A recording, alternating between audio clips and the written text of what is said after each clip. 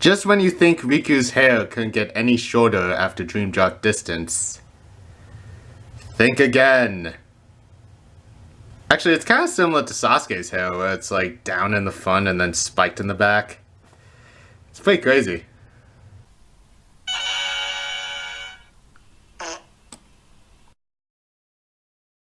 Hello people of the interwebs, this is Luke Moore, finally back with a new review. And today I'm going to be doing a review of the Bring Arts Kingdom Hearts 3 Riku. So finally we have a Bring Arts Kingdom Hearts 3 figure that isn't a variant of Sora.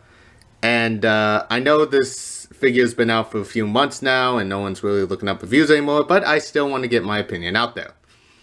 Now, before we get into the figure, let's take a look at the box, which is pretty much the same as the Sora's, but with a few minor differences. Like, obviously it says Riku here, and it has this sticker now, which is the same logo up here, so I don't know why they put it there. And on the back, instead of having the figure posed around an office or something, here they actually pose the figure over backgrounds that are from the game. Like here we got the Realm of Darkness, and we got the Tangled World, looks like the Hercules World, and yeah. But overall it's basically the same box. So, with that being said, let's take a look at the figure itself. Okay, so here we got the figure itself, and Square Enix did a really good job with the sculpt and paint on this thing. Now, if you remember from Sora, there were a lot of quality control issues. But Riku, not so much. The only quality control issue that I have is that the hair isn't glued on straight, like there's a big gap here. But other than that, it's pretty good. I have no paint splotches. They really did improve from Sora, which I'll get into very soon. So yeah, his hair looks really good. It has some silver paint in it, so it looks very shimmery, which I do like. The face sculpt looks very good. It's not 100% game accurate, but it still looks like Riku. And his outfit looks very good. Now, unlike Sora, his attire has changed throughout the games. His first attire was pretty goofy looking. His second attire looked more casual, and his Dream Drop Distance attire was basically the same as his Kingdom Hearts 2 attire, but just a little bit different. But here, it looks really different. Like, for one, he's actually wearing sleeves for once. That's a first. And it's kind of the same as Sora, like the short sleeve hoodie and the v-neck, which looks really good on him. You can't go wrong with v-necks, but yeah. The hoodie is a little bit big, but it still looks good. It has a lot of buttons and also has plaid, which is a theme from this game. He's got fingerless gloves, which are just a plain black, but they still look good on him. His pants are kind of like this purplish color. He's got a lot of pointless belts and pockets and more plaid. He's got a belt right here with this pretty pointless hook thing. And the jacket's made of a soft rubbery plastic just like Sora's, so it's not going to hinder the articulation. And he's got these big black boots with great laces. They look pretty good. But on the bottom you just get a bunch of crosses. It's not really special like Sora's. So yeah. Sculpt is really good. I do like his attire. It really does suit him. So, yeah, that's it for the sculpt. Now let's get into the articulation. And his articulation is basically the same as Sora's. Now, you can move the head a full 360. Can't really move up and down, side to side pretty well. The neck joint, not a whole lot. So you can't really get much movement out of it. The arms can do a full 360, and they can shift down, so you can get that T-pose. like that. Doesn't have a butterfly joint, but it is connected on a ball, so you can move it around.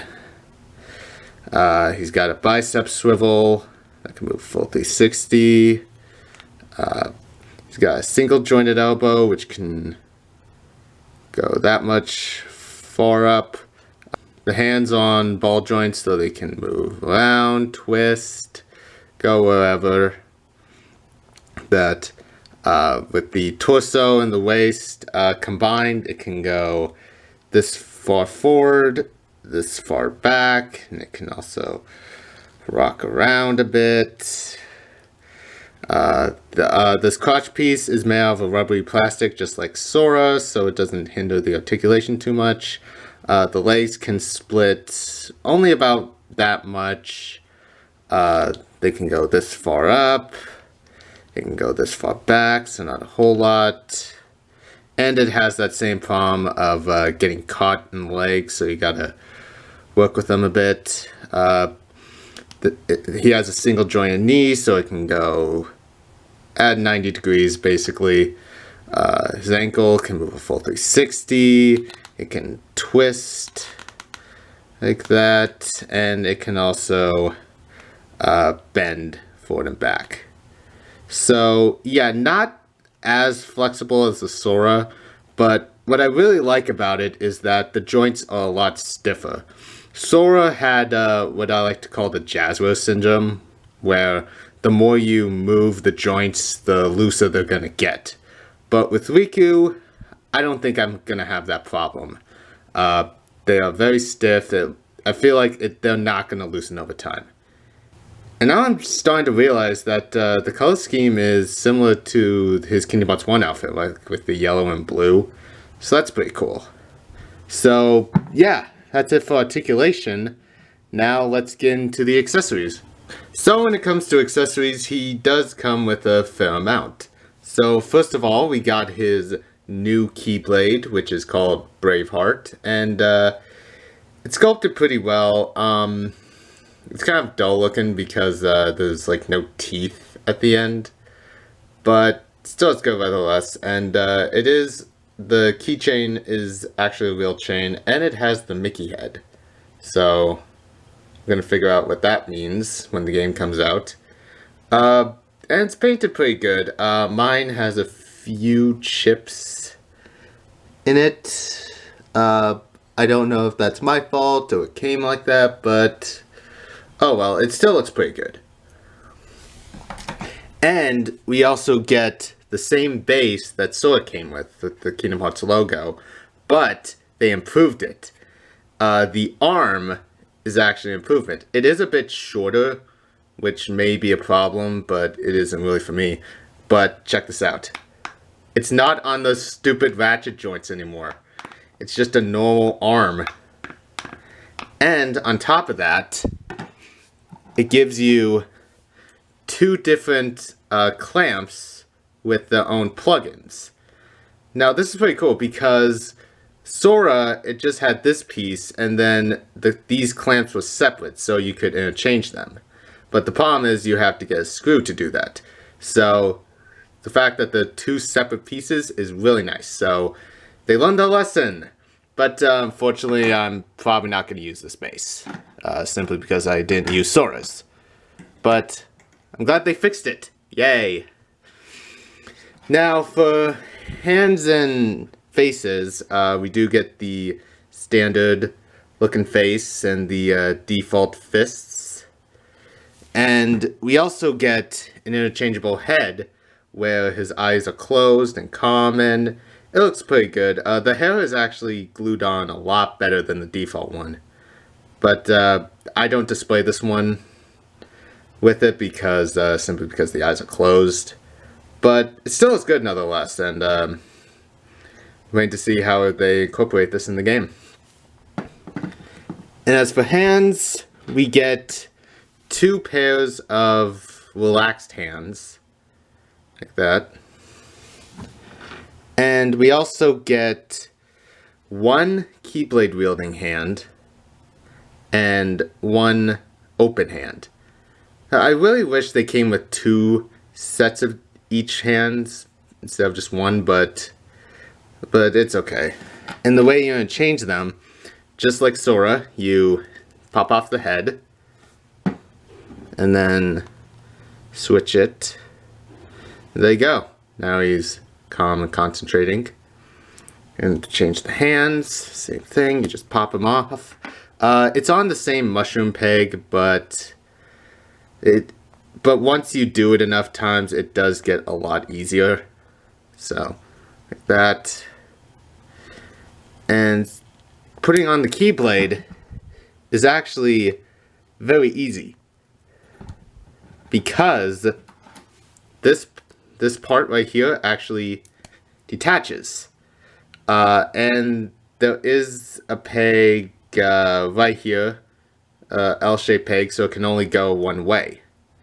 So you can just slide it in and just close it up. Now, since it doesn't have any teeth, you may be confused on which way it goes. Well, I've looking over like the concept art and other figure reviews. It seems like the side with 4 holes and the hole that's on the bottom faces inward, and then this part faces out. So I just gotta do that. Then you just shove that into his hand, and then just basically pop that in, and there you go.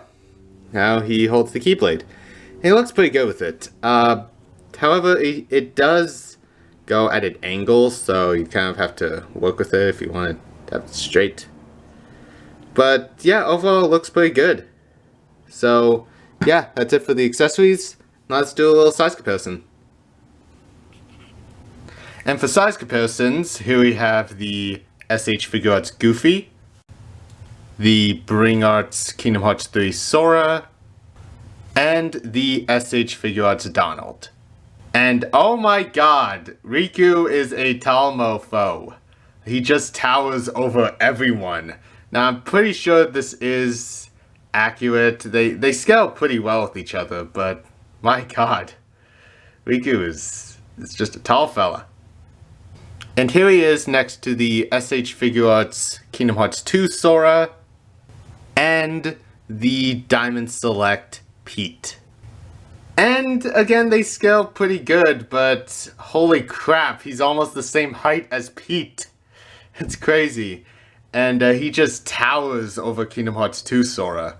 Now, I decided to do this comparison because it looks like it's going to be a cutscene from the game, so yeah, that's how they look with each other. And now let's get into the final thoughts. So overall, I really do like this figure. I think it is an improvement over the Sora. Well, to be fair, this was the first figure in the Bring Arts line altogether, but still, I think this makes a bunch of improvements. The joints are really stiff. I don't think they're going to loosen anytime. Getting the Keyblade in is a lot easier, and you get a real chain, which is kind of a cool bonus. Now, as you know, we are getting more figures in this line. We're getting a Kingdom Hearts 3 Kairi, a Kingdom Hearts 3 Mickey, and a Lee/Axel. So, I'm really looking forward to those. I'm definitely going to be reviewing them. And, yeah, I just can't wait for the Kairi and Mickey, so that way we'll have both trios, the Destiny Island trio and the Disney trio. So yeah, overall, I do recommend it. It is great. It's really the only Riku figure that we have at the moment, so I would recommend it just for that. So that's pretty much going to be it for me. I hope you guys enjoyed it, and I'll see you in the next video whenever I make it. So bye bye, folks.